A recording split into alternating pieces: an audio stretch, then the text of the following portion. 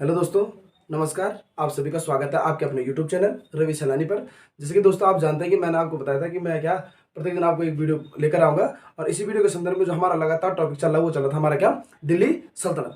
तो दिल्ली सल्तनत में आपको पता है कि हमने फिरोज शाह खिलजी था वो पढ़ दिया था। उसके बाद हमने अलाउद्दीन खिलजी पढ़ा, और अलाउद्दीन खिलजी की हमने कहा था 1316 में लगभग क्या होती है, मृत्यु हो जाती है। और 1316 में मृत्यु के पश्चात मैंने कहा जो उसके बाद जो शासक बनते हैं वो काफी क्या रहते हैं, अयोग्य और विलासी प्रवृत्ति के क्या रहते हैं, शासक रहते हैं, जो कि क्या करते हैं अपने शासनकाल में कुछ भी नहीं कर पाते हैं। तो मैंने कहा जब 1316 में क्या हो जाती है, अलाउद्दीन खिलजी की क्या हो जाती है, मृत्यु हो जाती है। इसकी 1316 में अलाउद्दीन खिलजी, किसकी 1316 में क्या हो जाती है, अलाउद्दीन खिलजी क्या हो जाती है, मृत्यु हो जाती है। तो अलाउद्दीन खिलजी के पश्चात जो शासक बनता है आपका, वो बनता है आपका कौन, शिहाबुद्दीन उमर। और इस शिहाबुद्दीन उमर को शासक बनाता है आपका कौन, मैंने कहा था जो उसने क्या आपके अलाउद्दीन खिलजी का जो प्रमुख सेनापति था जिसका नाम क्या था आपका, मलिक काफूर। मलिक काफूर क्या बनाता है, शिहाबुद्दीन उमर को क्या बनाता है, शासक बनाता है। और इसका क्या करता है, संरक्षण करता भी रहता है तुम्हारा कौन, मलिक काफूर। ठीक है ना। तो अलाउद्दीन खिलजी के बाद जो शासक बना आपका, वो बना आपका कौन, शिहाबुद्दीन उमर। कौन बना, शिहाबुद्दीन उमर।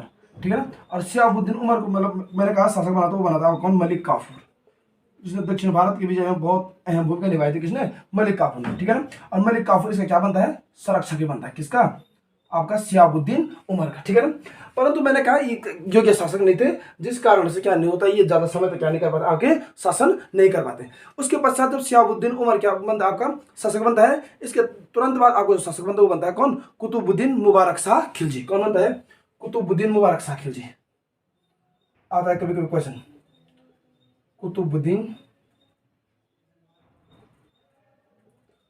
मुबारक शाह खिलजी। ठीक।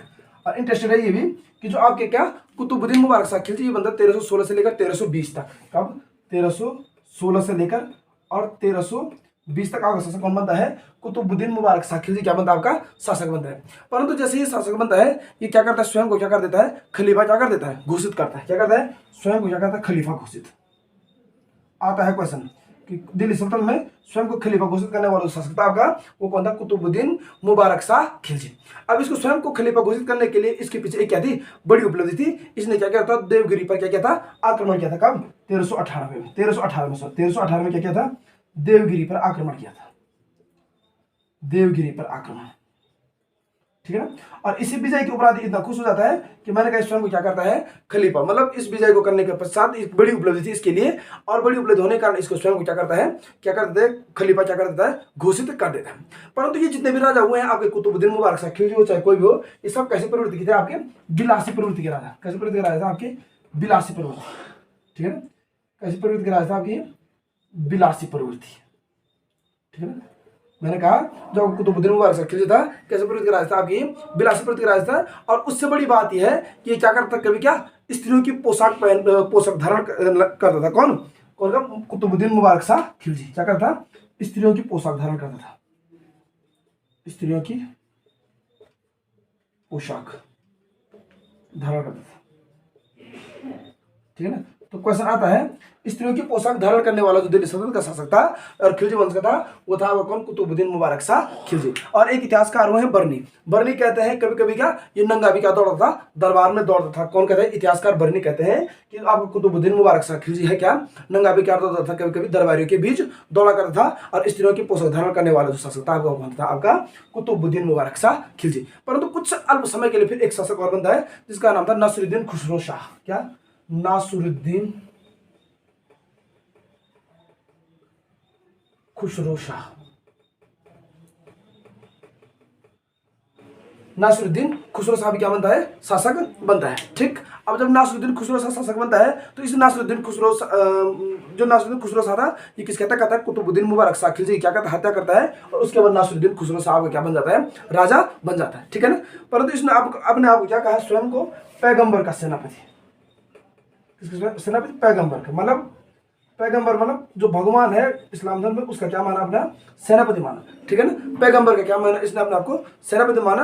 और पैगंबर का सेनापति होने के साथ साथ इसने क्या, पंजाब व दीपालपुर का जो सुविधा था गाजी मलिक, इसने गाजी मलिक ने क्या कहती, इसकी हत्या की थी। ठीक है ना। पंजाब और दीपालपुर का सुविधा था कौन, गाजी मलिक।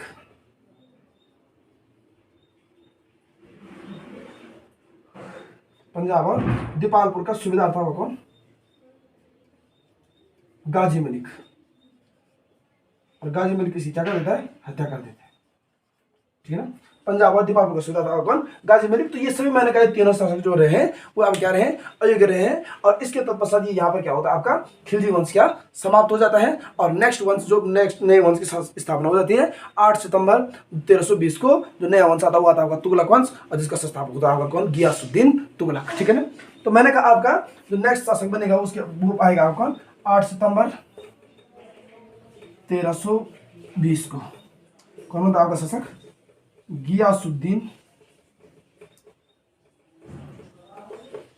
तुगलक। कौन बनता है?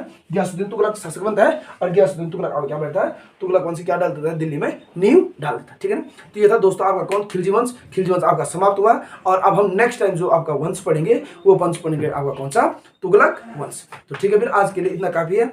आप चैनल को लाइक, शेयर और सब्सक्राइब जरूर करें ताकि मैं प्रत्येक बच्चे तक मैंने कहा ये वीडियो पहुंचते रहे। कल मिलते हैं फिर नेक्स्ट टॉपिक के साथ। Thank you.